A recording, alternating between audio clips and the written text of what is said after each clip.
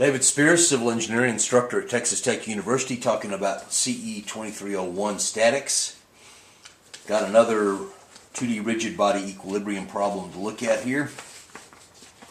It's basically a bar AB spanning 4 feet, 600 pounds per foot distributed load on it, and a cable from B to C at the right end with a 3-4-5 slope oriented like that. I want to know the force in the cable and the reaction at A. So the first step in this thing is to draw a free body diagram, which looks like this. Main thing, I just want to simplify my distributed load and put it in a form of a concentrated load acting at the same at the location to create the same effect on the bar. So there's the bar. Here's the way I usually dash in the distributed load. And it's a rectangle, so I know that what I'm concerned with is the area of that rectangle. The center of the rectangle is right here at 2 feet from either end.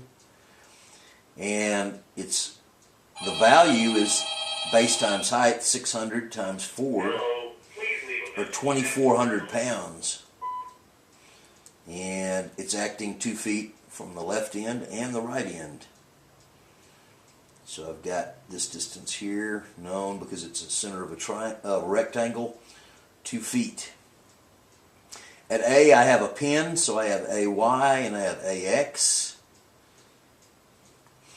The cable, I cut the support at C loose, and I'm just left with the vector representing the force in the cable, which I would call TBC.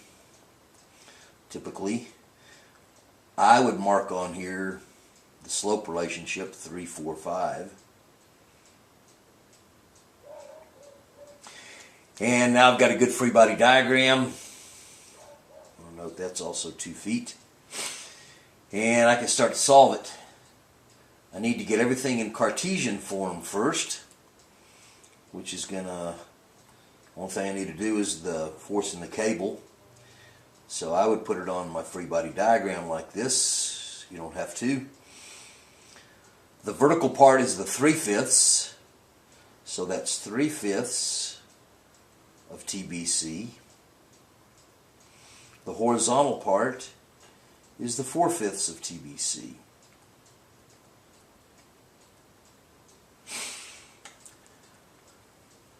The last step in these these rigid body equilibrium problems is to do the sum of the moments, and sum of forces, typically sum of moments first to eliminate unknowns.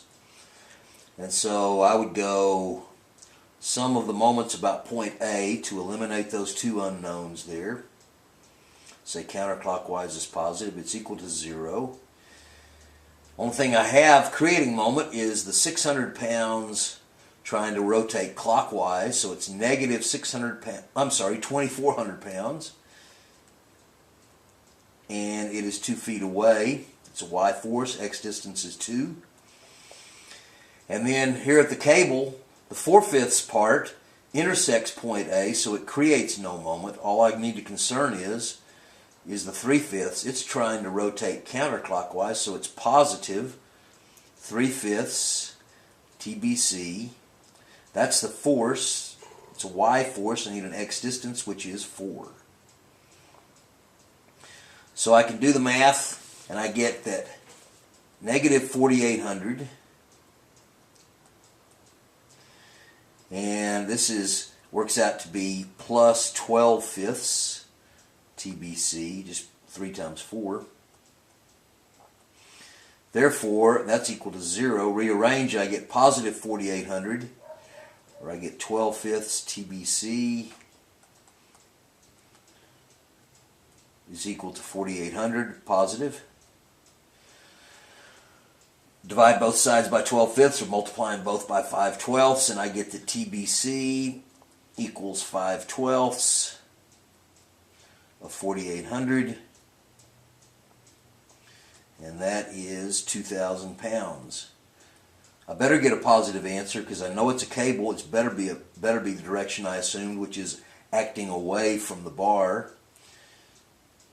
So I'll just put that in there, but I don't really need to because that's the force in the cable. It's got to be positive because it's a cable. Next, I would do the sum of the moments in the x direction. Sum of the forces in the x direction. Positive is to the right. That's equal to 0. And I only have two of them.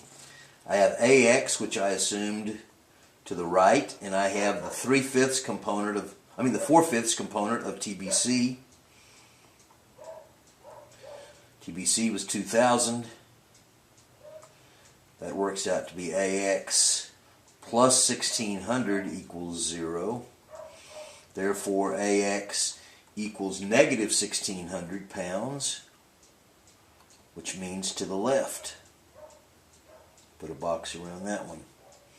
Sum of the forces in the y direction. Positive is up. I have AY assumed up. I have negative 2,400 pounds from the distributed load resultant. And then I have up 3/5, the y component of TBC, 3/5 of 2,000. That's negative 2,400 plus 1,200 AY, and therefore AY equals positive 1,200. If I do this math up here, 1,200 means positive means up, like I assumed it. And really, you can just kind of look at this thing. I've got 2,400 pounds right in the middle of a beam that spans from A to B. Therefore, half of the force is going to go to the left, half of the force is going to go to the right. So AY is, sort of by common sense, 1,200 pounds, or half of the load. Then the Y force in the cable is also 1,200 pounds, but the angle that it goes at makes it pick up to 2,000 pounds. Once again, I can check these problems, a lot of these, with another sum of moments equation, which I recommend. So let's check it by summing moments about B, the B end. Summing moments about B, once again counterclockwise is positive. I get the 1,200 pound reaction from AY. It's trying to rotate clockwise. So it's 1,200 times, it's negative 1,200 times 4.